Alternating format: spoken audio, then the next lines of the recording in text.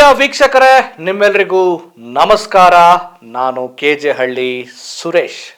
ಪ್ರೀತಿಯ ಸ್ನೇಹಿತರೆ, ಈಗ RSSನ ಗುಂಪಿಗೆ ಒಂದಷ್ಟು ಕಾನೂನು ಅಸ್ತ್ರಗಳ ವಿಚಾರಗಳನ್ನ ಪ್ರಯೋಗ ಮಾಡಬಾರದೇಕೆ ಅನ್ನುವಂಥ ಪ್ರಿಯಾಂಕಾ ಖರ್ಗೆ ಅವರ ಒಂದು ನಿಲುವಿಗೆ ಈಗ RSSನವರು ಮತ್ತು RSSನ ಬೆಂಬಲಿಸುವಂಥ BJPಗರು ಮತ್ತು BJPಯನ್ನು ಬೆಂಬಲಿಸುವಂಥ ಒಂದಷ್ಟು ರಾಜಕಾರಣಿಗಳು ಈಗ ರೊಚ್ಚಿಗೆದ್ದು ಬಿಟ್ಟಿದ್ದಾರೆ. ರೊಚ್ಚಿಗೆದ್ದು ಏನು ಬಾಯಿಗೆ ಬಂದಂಗೆ ಮಾತಾಡ್ತಿದ್ದಾರೆ. ನಾವು ಮಾತನಾಡುವ ಮಾತಿನ ಬಗ್ಗೆ ಒಂದು ಮೌಲ್ಯ ಇರಬೇಕು, ಮಾತಿನ ಬಗ್ಗೆ ನಿಗಾ ಇರಬೇಕು ಅನ್ನುವಂಥ ಪ್ರಜ್ಞೆಯನ್ನು ಕಳ್ಕೊಂಡು ಈಗ ಏನು ಬರುತ್ತೋ ಅದನ್ನು ಮಾತಾಡ್ತಿದ್ದಾರೆ. ಅಂದರೆ RSSನ ಬಗ್ಗೆ ಇದುವರೆಗೂ ಯಾರೂ ಪ್ರಶ್ನೆ ಮಾಡ್ತಾ ಇರಲಿಲ್ಲ, ಈಗ ಪ್ರಶ್ನೆ ಮಾಡೋಕ್ಕೆ ಶುರುವಾಗಿದ್ದಾರೆ. ಈಗ ಬುಡಕ್ಕೆ ಬೆಂಕಿ ಇಡೋ ಕೆಲಸ ಮಾಡ್ತಿದಾರಲ್ಲಪ್ಪ, ಏನು ಮಾಡೋದು ಅಂತೇಳಿ ಒದ್ದಾಡ್ತಿದ್ದಾರೆ. ಸ್ನೇಹಿತರೆ, KS ಈಶ್ವರಪ್ಪ ಅವರ ಒಂದು ಬೈಟ್ ನೋಡಿದೆ. KS ಈಶ್ವರಪ್ಪ ಹಿರಿಯ ರಾಜಕಾರಣಿ, BJPಯಲ್ಲಿದ್ದಂಥವ್ರು, ಮಿನಿಸ್ಟರ್ ಆಗಿದ್ದಂಥವ್ರು, ಈಗ BJPಯನ್ನು ಬಿಟ್ಟಿದ್ದಾರೆ. ಕಾರಣ ಏನು ಅಂತ ನಿಮಗೆಲ್ಲ ಗೊತ್ತಿದೆ. ಈಗ ಅಷ್ಟೊಂದು ಪ್ರಸ್ತುತ ಅಲ್ಲದ ರಾಜಕಾರಣಿ, ಸ್ವಲ್ಪ ತೆರೆಮರೆಯಲ್ಲಿದ್ದಾರೆ. ಅದ್ಯಾಕೋ ಏನೋ ಈಗ ಮಾಧ್ಯಮದ ಮುಂದೆ ಬಂದು ಪ್ರಿಯಾಂಕಾ ಖರ್ಗೆ ಅವರ ವಿರುದ್ಧ ಅಬ್ಬರಿಸಿ ಬೊಬ್ಬಿರಿತಾ ಇದ್ದಾರೆ. ಈಗ ನೋಡಿ, ಒಂದು ರಾಜಕಾರಣ, ಒಂದು ಯಾವುದೇ ವ್ಯವಸ್ಥೆ ಇರಲಿ, ಒಂದು ಆರೋಗ್ಯಕರವಾದ ಟೀಕೆಗಳು ನಡಿಬೇಕು, ಮತ್ತೆ ರಚನಾತ್ಮಕವಾಗಿಯೂ ಇರಬೇಕು. ಟೀಕೆಗಳು, ಭಿನ್ನಾಭಿಪ್ರಾಯಗಳು ಅದು ಪರಸ್ಪರ ಗೌರವಯುತವಾಗಿ ಕೂಡ ಇರಬೇಕು. ಅಸಂವಿಧಾನಿಕ ಪದಗಳನ್ನು ಯಾರೂ ಕೂಡ ಬಳಕೆ ಮಾಡಬಾರ್ದು. ಅಸಂವಿಧಾನಿಕ ಪದಗಳನ್ನು ಬಳಕೆ ಮಾಡಿದಾಗ ಅವಾಗ ಪ್ರಶ್ನೆ ಬರುತ್ತೆ, ಇವರ ರಾಜಕಾರಣ, ಇವರ ಹಿನ್ನೆಲೆ, ಇವರ ಅನುಭವ, ಮತ್ತೆ ಇಷ್ಟು ದಿನ ಇವರು ಏನು ಮಾಡಿದ್ದು, ಕಲ್ತಿದ್ದು, ಇವ್ರ ತಲೆಯಲ್ಲಿ ಏನಿದೆ ಅನ್ನೋಂಥ ಅನುಮಾನ ಬರುತ್ತೆ. ಈಗ KS ಈಶ್ವರಪ್ಪನವರು ಏನು ಪ್ರಿಯಾಂಕಾ ಖರ್ಗೆ ಅವರು ಮೋಹನ್ ಭಾಗವತ್ ಅವರಿಗೆ ಬರೆದಿರುವಂಥ ಪತ್ರ ಮತ್ತು RSS ನೋಂದಣಿ ಮಾಡಿಸ್ಕೊಳ್ಬೇಕು, ಜೊತೆಗೆ ನೀವು ನೋಂದಣಿ ಮಾಡಿಸ್ಕೊಂಡಿಲ್ಲ, ಆದರೆ ನಿಮಗೆ ಯಾಕೆ ಭದ್ರತೆ ಕೊಡಬೇಕು, Z+ ಭದ್ರತೆ, ಅದು ನೀವು ಶಾಸಕರು ಅಲ್ಲ, MP ಗಳು ಅಲ್ಲ, ಜನಪ್ರತಿನಿಧಿಗಳು ಅಲ್ಲ, ಆಮೇಲೆ ಗೃಹ ಸಚಿವರ ಲೆವೆಲ್ಗೆ, ಈ ದೇಶದ ಪ್ರಧಾನಿಗಳ ಲೆವೆಲ್ಗೆ ಭದ್ರತೆಯನ್ನು ಕೊಡುವ ಅವಶ್ಯಕತೆ ಇದೆಯಾ, ಅದು ಜನರ ತೆರಿಗೆಯ ಹಣದಲ್ಲಿ ನಿಮಗೆ ಕೊಡ್ತಾ ಇದ್ದೀವಿ ಅಂತ ಹೇಳ್ತಿದ್ದಾರೆ. ಆಮೇಲೆ ಯಾಕೆ ನೋಂದಣಿ ಮಾಡ್ಕೊಳ್ತಿಲ್ಲ ಅನ್ನುವಂಥ ವಿಚಾರವನ್ನು ಕೂಡ ಇಟ್ಟಿದ್ದಾರೆ. ಅದಕ್ಕೆ ಮೋಹನ್ ಭಾಗವತ್ ಅವರು ಕೊಟ್ಟಿರುವಂಥ ಉತ್ತರ ಅದೆಷ್ಟು ಸಿಲ್ಲಿಯಾಗಿದೆ ಅನ್ನೋದು ನಿಮಗೂ ಕೂಡ ಗೊತ್ತಿದೆ. ಈಗ ರೊಚ್ಚಿಗೆದ್ದಿರುವಂಥ ಈಶ್ವರಪ್ಪ ಮೋಹನ್ ಭಾಗವತ್ ಜಿ ಅವರನ್ನ ಪ್ರಶ್ನೆ ಮಾಡಿದ್ದಾರೆ. ಪ್ರಿಯಾಂಕಾ ಖರ್ಗೆ ಮೋಹನ್ ಭಾಗವತ್ ಜಿ ಅವರನ್ನ, ಈ ದೇಶದ ಕಾನೂನು ಒಬ್ಬ ಸಾಮಾನ್ಯ ಜನಸಾಮಾನ್ಯನಿಂದ ಹಿಡಿದು ಈ ದೇಶದ ರಾಷ್ಟ್ರಪತಿಯಿಂದ ಹಿಡಿದು ಈ ದೇಶದ ಪ್ರಧಾನಿಯವರನ್ನು ಕೂಡ ಪ್ರಶ್ನಿಸುವ ಅಧಿಕಾರವನ್ನ ಈ ದೇಶದ ಕಾನೂನು ಬಾಬಾ ಸಾಹೇಬ್ ಅಂಬೇಡ್ಕರ್ ಅವರ ಸಂವಿಧಾನ ಕೊಟ್ಟಿದೆ. ಹೌದು, ಪ್ರಧಾನಿ ಆದರೂ ಪ್ರಶ್ನೆ ಮಾಡಬಹುದು, ರಾಷ್ಟ್ರಪತಿ ಆದರೂ ಪ್ರಶ್ನೆ ಮಾಡಬಹುದು, ಯಾರಾದರೂ ಪ್ರಶ್ನೆ ಮಾಡಬಹುದು. ಇಲ್ಲಿ ಯಾರೂ ಕೂಡ ಪ್ರಶ್ನಾತೀತರಲ್ಲ, ಇನ್ಕ್ಲೂಡಿಂಗ್ ಮೋಹನ್ ಭಾಗವತ್ ಅವರು ಕೂಡ ಪ್ರಶ್ನಾತೀತರಲ್ಲ. RSS ಕೂಡ ಪ್ರಶ್ನಾತೀತ ಸಂಸ್ಥೆ ಅಲ್ಲ.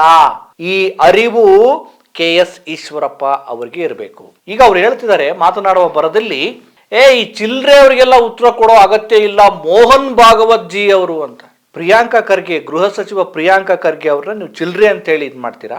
ಚಿಲ್ರೆ, ಈ ರಾಜ್ಯದ ಒಬ್ಬ ಗೃಹ ಸಚಿವ ಮತ್ತೆ ಜನಪ್ರತಿನಿಧಿ, ಅವರನ್ನ ಇಷ್ಟು ಅವಮಾನಕರವಾಗಿ ನಿಂದಿಸುವ ಮನಸ್ಥಿತಿ ನಿಮಗೆ ಯಾಕೆ ಬಂತು? ನಿಮ್ಮ ಹಿನ್ನೆಲೆ ಏನು? ನಿಮ್ಮ ಮನಸ್ಥಿತಿ ಏನು? ನಿಮ್ಮ ಯಾವ ಹಿನ್ನೆಲೆ? ಇದು ಪ್ರಶ್ನೆ ಮಾಡ್ಕೋಬೇಕಾಗಿದೆ. ನೀವು ಈ ದೇಶದ ಈಗ ನೀವು ಮಾಜಿ ಬಿಡಿ, ಈಗ ನೀವು ಏನೂ ಅಲ್ಲ. ಈಗ ಪ್ರಿಯಾಂಕಾ ಖರ್ಗೆ ಗೃಹ ಸಚಿವ ಆಗಿದ್ದಾರೆ. ಒಬ್ಬ ಜನಪ್ರತಿನಿಧಿಗೆ, ನೀವೊಬ್ಬ ಜನಪ್ರತಿನಿಧಿಯಾಗಿದ್ದಂಥವ್ರು ಕೊಡುವ ಗೌರವ ಎಷ್ಟರ ಮಟ್ಟಿಗೆ ಇದೆ ನೋಡಿ. ಅವ್ರು ಚಿಲ್ರೆ ಅಂತವ್ರಿಗೆಲ್ಲ ಉತ್ತರ ಕೊಡಬಾರ್ದು. ಏನ್ರಿ ಅದು? ಯಾಕೆ ಅವರು ತಳಮಟ್ಟದಿಂದ ಬಂದ ಸಮುದಾಯದಿಂದರು ಅನ್ನೋ ಕಾರಣಕ್ಕೋಸ್ಕರ ನಿಂದನೆ ಮಾಡ್ತಾ ಇದ್ದೀರಾ? ಇದನ್ನೇ ಹೇಳೋದು ಕೋಮುವಾದಿ ಮನಸ್ಥಿತಿ ಅಂದ್ರೆ ಇದೆ. ಕೋಮುವಾದಿ ಮನಸ್ಥಿತಿ ಅಂದ್ರೆ ಏನು ಅಂದ್ರೆ ಇದೆ. ಅವರು ಒಳ್ಳೆ ಕೋಟ್ ಹಾಕೋಬಾರ್ದು, ಒಳ್ಳೆ ಟೋಪಿ ಹಾಕೋಬಾರ್ದು, ಒಳ್ಳೆ ಡ್ರೆಸ್ ಮಾಡ್ಕೋಬಾರ್ದು, ಒಳ್ಳೆ ಹುದ್ದೆಗೆ ಹೋಗ್ಬಾರ್ದು, ಅಲ್ಲಿ ನಿಮ್ಗೆ ಉರಿ ಬಿದ್ದು ಬಿಡುತ್ತೆ. ಅವನು ಯಾರೋ ಒಬ್ಬ ಪ್ರಿಯಾಂಕಾ ಖರ್ಗೆ ಅವರು ಗೃಹ ಸಚಿವರಾಗಿ ಅಧಿಕಾರವನ್ನು ವಹಿಸ್ಕೊಂಡ ತಕ್ಷಣನೇ ಅವನು ಯಾವ ಕೋಮುವಾದಿ ಮನಸ್ಥಿತಿ ಒಂದು ಕಾಮೆಂಟ್ ಹಾಕ್ಬಿಟ್ಟೆ ಕೆಟ್ಟದಾಗಿ, ಒಂದು ನಿಂದನೆ ಮಾಡುವ ತರದಲ್ಲಿ. ಆಗ ಈಗ ಅರೆಸ್ಟ್ ಆಗಿದ್ದಾರೆ, ಈಗ ಬಂಧನಕ್ಕೊಳಗಾಗಿದ್ದಾರೆ. ಅಂದ್ರೆ ನೀವು ಗೃಹ ಸಚಿವರು ಏನು KS ಈಶ್ವರಪ್ಪನವರೇ, ಹಿರಿಯ ರಾಜಕಾರಣಿ, ಅವನಿಗೆ ಯಾಕ್ರಿ ಉತ್ತರ ಕೊಡಬೇಕು? ಅವನ್ ಯಾರ್ರಿ ಕೇಳಬೇಕು? ದುಡ್ಡು ಯಾರೋ ಕೊಡ್ತಾರೆ, ಅದನ್ನ ಯಾಕ್ರಿ ಕೇಳಬೇಕು? ಯಾರೋ ಕೊಡ್ತಾರೆ ಅಂದ್ರೆ ಈ ದೇಶದಲ್ಲಿ ತರಕಾರಿ ಮಾರೋರು, ಸಣ್ಣ ಪುಟ್ಟ ಅಂಗಡಿಯವರು ಕೂಡ ಲೈಸೆನ್ಸ್ ಅಂತ ತೆಗೆದುಕೊಳ್ಬೇಕು, ಟೀ ಮಾರೋರು ಲೈಸೆನ್ಸ್ ತೆಗೆದುಕೊಳ್ಬೇಕು. ಅಂಥದ್ರಲ್ಲಿ ಲಕ್ಷಾಂತರ ರೂಪಾಯಿ ವಹಿವಾಟು ಮಾಡುವಂತ ನಿಮ್ಮ ಸಂಸ್ಥೆ ನೋಂದಣಿ ಮಾಡ್ಕೊಳ್ಳಿಲ್ಲ ಅಂದ್ರೆ ಯಾಕೆ ಮಾಡ್ಕೊಂಡಿಲ್ಲ, ಇದ್ರ ಉದ್ದೇಶ ಏನು ಅನ್ನೋದು ಪ್ರಶ್ನೆ. ಯಾಕೆ ಮಾಡ್ಕೊಂಡಿಲ್ಲ ಅನ್ನೋದನ್ನ ನೀವು ಸ್ಪಷ್ಟನೆ ಕೊಡಬೇಕು. ಯಾಕೆ ಮಾಡ್ಕೊಂಡಿಲ್ಲ ಅನ್ನೋದು ಈಗ ಅನುಮಾನ ಬರ್ತಾ ಇದೆ. ಒಂದು ಸಣ್ಣ ವ್ಯವಹಾರ ಮಾಡುವಂತ ಸಂಸ್ಥೆ ಕೂಡ ನೋಂದಣಿ ಮಾಡಿಸ್ಕೋಬೇಕು, ಲಿಮಿಟೆಡ್ ಮಾಡುವಂತ ಸಂಸ್ಥೆ ಕೂಡ ನೋಂದಣಿ ಮಾಡಿಸ್ಕೋಬೇಕು. ಅಂತದ್ರಲ್ಲಿ ಲಕ್ಷಾಂತರ ರೂಪಾಯಿ ವಹಿವಾಟು, ತೆರಿಗೆ, ಗುರುದಕ್ಷಿಣೆ ಬರ್ತಾ ಇದೆ ಅಂತ ಹೇಳ್ತೀರಿ. ಆ ಗುರುದಕ್ಷಿಣೆ ಬರುವ ರೀತಿ ಎಷ್ಟು ಬರ್ತಾ ಇದೆ, ಎಷ್ಟು ಟ್ಯಾಕ್ಸ್ ಕಟ್ ಆಗ್ಬೇಕು, ಇಷ್ಟು ವರ್ಷ ಅದನ್ನೇ ಮಾಡ್ಕೊಂಬಂದ್ರಿ. ಈಗ ಪ್ರಶ್ನೆ ಮಾಡಿದ್ರಲ್ಲ, ಈಗ ಬುಡಕ್ಕೆ ಬೆಂಕಿ ಬಿತ್ತು. ಪ್ರಶ್ನೆ ಮಾಡಬಾರ್ದಾ? ನೀವು ರಕ್ತದಾನ ಮಾಡ್ತೀರಾ, ಅದಕ್ಕೆ ತೊಂದರೆ ಇಲ್ಲ. ನೀವು ಸ್ವಯಂ ಸೇವಾ ಕಾರ್ಯಾಚರಣೆ ಮಾಡ್ತೀರಾ, ಅದನ್ನ ಅಪ್ರಿಷಿಯೇಟ್ ಮಾಡೋಣ. ನೀವು ಎಲ್ಲ ಪ್ರಕೃತಿ ವಿಕೋಪ ಆದಾಗ ಅಲ್ಲೆಲ್ಲ ಹೋಗಿ ರಕ್ಷಣೆ ಮಾಡ್ತೀರಿ, ಅದೆಲ್ಲ ತೊಂದರೆ ಇಲ್ಲ ಸ್ವಾಮಿ. ನೀವು ಮಾಡ್ತೀರಿ, ನಿಮ್ಮ ತರಹದೇ ಒಂದಷ್ಟು ಸಂಸ್ಥೆಗಳು ಕೂಡ ಮಾಡ್ತವೆ, ಅದು ಒಳ್ಳೆ ಕೆಲಸವೇ, ಅದನ್ನು ಅಪ್ರಿಷಿಯೇಟ್ ಮಾಡೋಣ. ಅದೇ ರೀತಿ ನಿಮ್ಮ ಸಂಸ್ಥೆ ಲಕ್ಷಾಂತರ ಜನರ ಸಂಘದ ಸದಸ್ಯತ್ವವನ್ನು ಪಡೆದುಕೊಂಡು ಲಕ್ಷಾಂತರ ರೂಪಾಯಿ, ಕೋಟ್ಯಾಂತರ ರೂಪಾಯಿ ದೇಣಿಗೆಯನ್ನು ಪಡೆಯುವಾಗ ಆ ದೇಣಿಗೆಯ ವ್ಯವಹಾರ ಸಂವಿಧಾನದ ವಿಚಾರಕ್ಕೆ ಒಳಪಡಬೇಕು, ಅದು ಲೀಗಲ್ ಆಗಬೇಕು ಅಂದಾಗ ಯಾಕೆ ನಿಮಗೆ ಸಿಟ್ಟು ಬಂದ್ಬಿಡುತ್ತೆ? ಅವಾಗ ಯಾಕೆ ಧರ್ಮವನ್ನು ಅಡ್ಡ ತರ್ತೀರಿ? ಹಿಂದೂ ಧರ್ಮ ನೋಂದಣಿಯಾಗಿಲ್ಲ ಅಂತ. ಹಿಂದೂ ಧರ್ಮ ನೋಂದಣಿಯಾಗಿಲ್ಲ ಅಲ್ಲ, ಹಿಂದೂ ಧರ್ಮ ಸಂವಿಧಾನದ ಮಾನ್ಯತೆ ಪಡ್ಕೊಂಡಿದೆ. ನಿಮ್ದು ಸಂಘ, ಈ ಸಂಘ ಕಾನೂನಿನ ವ್ಯಾಪ್ತಿಗೆ ಒಳಪಡಬೇಕು, ಇಷ್ಟೇ ವಿಚಾರ.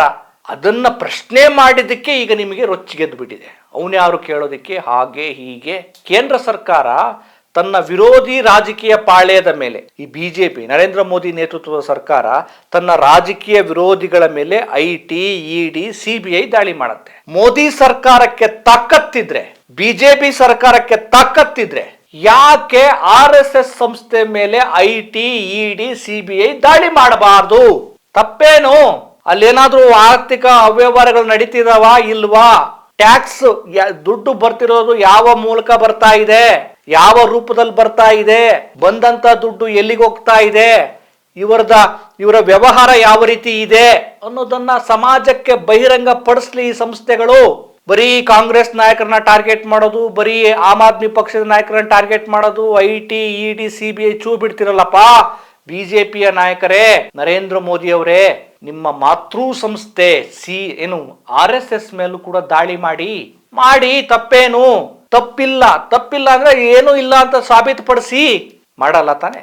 ಹಾಗಾಗಿ ಎಲ್ಲದಕ್ಕೂ ಒಂದು ಕಾಲ ಬರುತ್ತೆ ಅಂತಾರಲ್ಲ, ಹಾಗೆ ಈಗ RSS ಅನಿವಾರ್ಯವಾಗಿ ತನ್ನ ಸಂಸ್ಥೆಯನ್ನು ನೋಂದಣಿ ಮಾಡಿಸಿಕೊಳ್ಳಲೇಬೇಕಾದ ಅನಿವಾರ್ಯತೆ ಬಂದಿದೆ. ಇಲ್ಲಾಂದರೆ ನೀವು ಪ್ರತಿ ಕ್ಷಣವೂ ಕೂಡ ಪ್ರಶ್ನೆಯನ್ನು ಎದುರಿಸಬೇಕಾಗತ್ತೆ, ಆಪಾದನೆಯನ್ನು ಎದುರಿಸಬೇಕಾಗತ್ತೆ.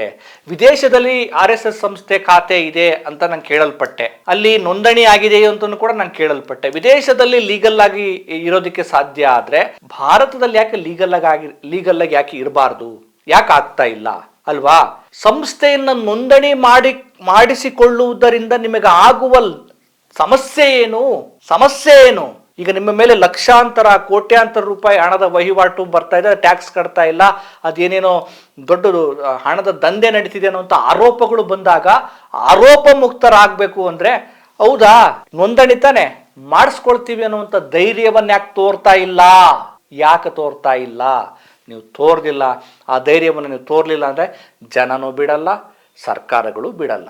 ಸರ್ಕಾರ ಕೇಂದ್ರದಲ್ಲಿ ನಿಮ್ಮದೇ ಸರ್ಕಾರ ಇರಬಹುದು, ಆದರೆ ಜನರ ನಂಬಿಕೆಯನ್ನು ಉಳಿಸ್ಕೊಳ್ಬೇಕು, ವಿಶ್ವಾಸಾರ್ಹತೆಯನ್ನು ಪಡಿಬೇಕು ಅಂದರೆ ನೀವು ನೋಂದಣಿಯನ್ನು ಮಾಡಿಸ್ಕೋಬೇಕು. ನಿಮ್ಮ ಆರ್ಥಿಕ ವ್ಯವಹಾರಗಳ ಸಂಪೂರ್ಣ ದಾಖಲೆಗಳನ್ನು ಜನರ ಮುಂದೆ ಬಹಿರಂಗಪಡಿಸಬೇಕು. ಇಲ್ಲ ಅಂದರೆ ನಿಮ್ಮ ಮೇಲೆ ಅನುಮಾನ, ಆಪಾದನೆ ಮತ್ತು ಒತ್ತಡ ಸದಾ ಇದ್ದೇ ಇರುತ್ತೆ. ನೋಡೋಣ ಏನಾಗುತ್ತೆ. ನಮಸ್ಕಾರ.